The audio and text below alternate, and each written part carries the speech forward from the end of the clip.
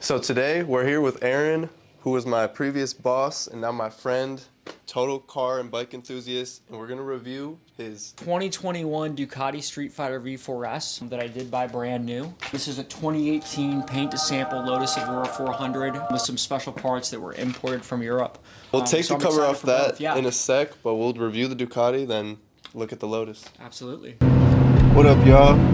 We're gonna check out Aaron's Lotus and his Ducati and do like a full review of them. We got a beautiful Milwaukee day to whip the Altezza. I actually met Aaron at my job one day when he rolled up in a Lotus. The very next morning, he was actually hosting a car meet. Without really knowing him, I just went the next morning to his car show and had a great time. And then him and his friends randomly said, "Yo, we're going to Chicago for a supercar meet. Do you want to come?" He gave me a ride in the Lotus. His friend, who's now somebody that I know well, gave me a ride in her Aston Martin. It was just a super memorable experience. It makes me want to get supercars of my own so that I can give people that experience as well. Then I ended up interning at Aaron's company for the whole of last summer, which was super fun. We just cleared out the garage a little bit. We did. We got the Ducati out. Yeah.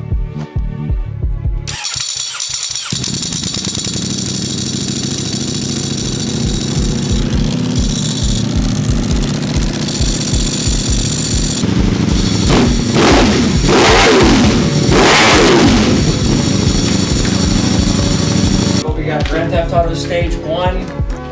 We'll go through Ducati. We're about to talk about the Lotus. And then we even have Devin's Altezza just chilling here. So right here we have the 2021 Ducati Streetfighter V4S. This was a bike that I actually went to the pre-order launch for in 2020. And I always loved the Streetfighter aesthetic, but they never really brought it back, you know? Yeah. And once they did, I saw them launch it. And then here we are, 2020 hit. I went down into Chicago. I think it was MotoWorks Chicago. I got invited to go look at it for when it was red, and I pre-ordered one, and I was like, dude, these are sick. It looks awesome. I'm a big Lotus guy, so the black and gold, I had to go with that for John Player Special, and I think just the Hyper Naked fits the black, you know, kind of Batman aesthetic for a bike like this. We have tons of mods into this bike. A lot of money, time, a lot of track days. So what are the mods? How's the track day experience been? So yes, I'm a hobbyist when it comes to it. I am nowhere near highly skilled as the advanced group. I'm in the second tier at MotoVid. So MotoVid track days, they do a great job of helping you train and learn. Yeah, but you're being humble because you're... I still have room to go. I'll say that. But this is a bike I really built for. I love Ducati. I love their aesthetic. That's primarily why I bought this bike versus power and speed. There are quicker bikes you can get out there, like that supercharged, I'm not going to say the name, but you guys know what I'm talking about. But yeah, this bike is really quick as is. I just love the aesthetic, the Hyper Naked. It has no fairings on it. My back starts to hurt on more of a Panigale style. So yeah, the rider position here, you got sport bike legs, and you're just really, instead of down here, you're up there. So it's really one of those bikes I bought for primarily aesthetic purposes. I think it's art on wheels, how this bike has been designed. Ducati has these wings on here that they do say are functional. I think it's like 68 kilograms of downforce, somewhere around, I think, 140 miles per hour. How you guys fast know. do you get on the track? At the end of the Road America Straight, you're probably right around like 200 miles an hour on this thing. So what all carbon parts and then performance parts do you have? Because this is like peak, like... Yeah, this would be peak Ducati. Like, you can't really go any further than this with the performance bits and stuff like that versus getting too kind of rice with it, in my opinion, where you start to add lights and whatnot. But there's a time and a place for that. That's really not my thing.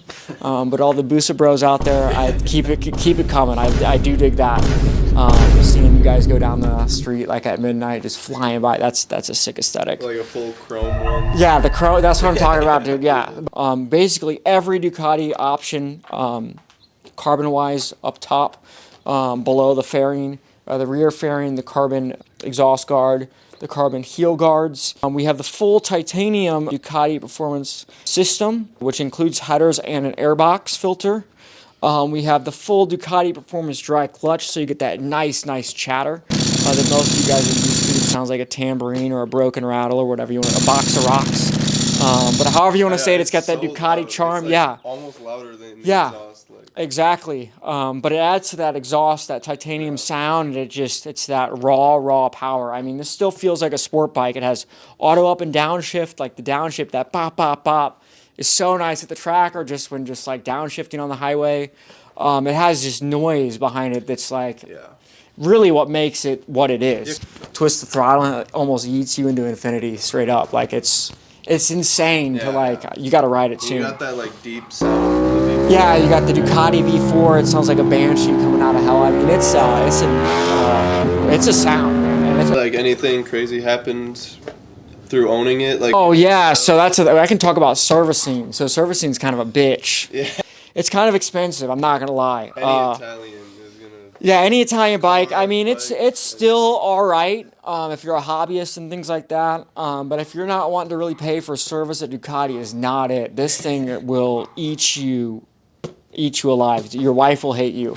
But anyways, the Ducati dry clutch to have Ducati service it, I believe, is roughly around $3,800 every time you go in there. So that's a steep one. The oil changes are roughly, I think, $380. This is actually still under factory warranty. I bought the Ducati Evora 7-year extended warranty, which I advise every single one of you to do. I think I have close to $22,000 of service coverage that was covered under that warranty. Dollar amount, what are you fully in? Fully in, not counting service, I think I'm close to. I think the bike new was like $28,999. The Ducati Performance System alone is a hefty cost. Yeah. So you're in at least 12 to 14 grand after taxes if you think about it for a full system on a brand new bike. That is crazy. But it's I mean it's that's more than my whole car. But. Yeah, it's one of those things where it's worth its weight in gold. I mean, you're paying for titanium. I mean, you have the Ducati tax, obviously. Right now, we're gonna reveal. Devin's gonna help me pull the cover off. Yeah, I'm so excited. What do we have? This thing is so sick.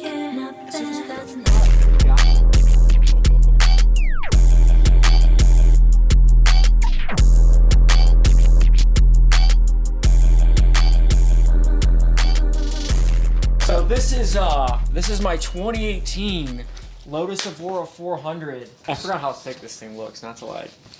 No, yeah. I haven't seen it since for 6 months. It's like I got a new car again. Yeah. Honestly. But this was a paint to sample car. This is a 1-of-1. There is no one else actually optioned this color because you could pick any color you want. Like I said, this is actually a Porsche color. It's N4 Peppermint Green is the color paint code for that. But the cool bits are the GT430 parts. We didn't get the GT430 parts here in the U.S., but the fact that this has the carbon roof and the carbon sail panel, those are actually GT430 specific parts. And you just notice those right when you look at the car. And that's really what makes, the carbon is what makes this car what it is. I mean, you can get base ones where it's just like, it's basically composite but black. But I think you need the carbon for this car to pop. I mean, it just gives it that extra feel. This is basically almost a manual McLaren if you think about it. It's what didn't really exist. I mean, it's British. It does have its quirks with it. But the wheels, this has the wider wheels. I'm running Pilot Sport Cup 2s. I'm actually running Porsche spec. They have Lotus spec as well. But Porsche spec, they say, is the exact same. And I guess I did talk about the two-way adjustable Öhlins suspension that Lotus Performance offered what as an option. What makes you like Öhlins so much? Because I know you. So Otis, I do love Öhlins. I do preach for that. I mean, the Ducati has Öhlins and this has Öhlins, but how they're valved is very much different than any other manufacturer. They have the tightest tolerances ever in the industry, and by doing so, if you have a setup on Öhlins and then you go back to it again, it'll be the exact same thing if you were testing the two different shocks at the same time.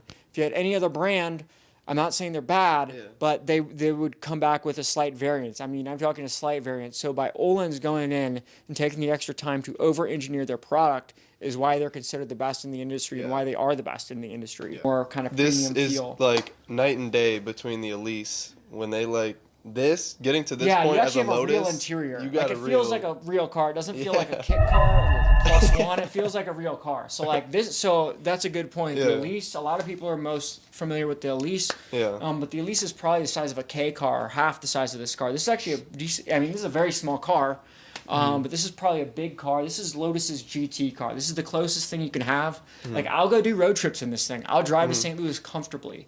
It does have back seats like a Porsche 911. So it is a 2+2 platform. So I can fit 2 full-size airplane luggage bags behind these carbon buckets. Around the carbon buckets on the inside too, there's a lot of room. You can put water bottles on the left and the right if you want to. So you can really load this thing up. Would you call this an entry-level car to like supercar world? Is it a supercar? I would say this is a sports car. I would put this on the level of like a Porsche 911, Cayman GT4. You can get all talk. I guess it would be an exotic sports car. It's exotic. You know? I guess it's a British car. Yeah. So it's on the sports car kind of side of things. I do have a manual gearbox, which I do love about it. I would say with the Porsches and the manual gearboxes, you're at the kind of the sports car world for that. So being British or exotic more, has maintenance been hard? What's the cost? I had to have the transmission rebuilt once out of warranty, unfortunately. That was a $15,000 service. That was kind of a kicker, but there's not much that can compete at this level. I mean, with the full Ohlins, the carbon buckets, as it sits right now after it was corner balanced, this weighs 2,810 pounds and some change, around that. So for 2,800 pounds, this thing scoots. It makes 436 horsepower.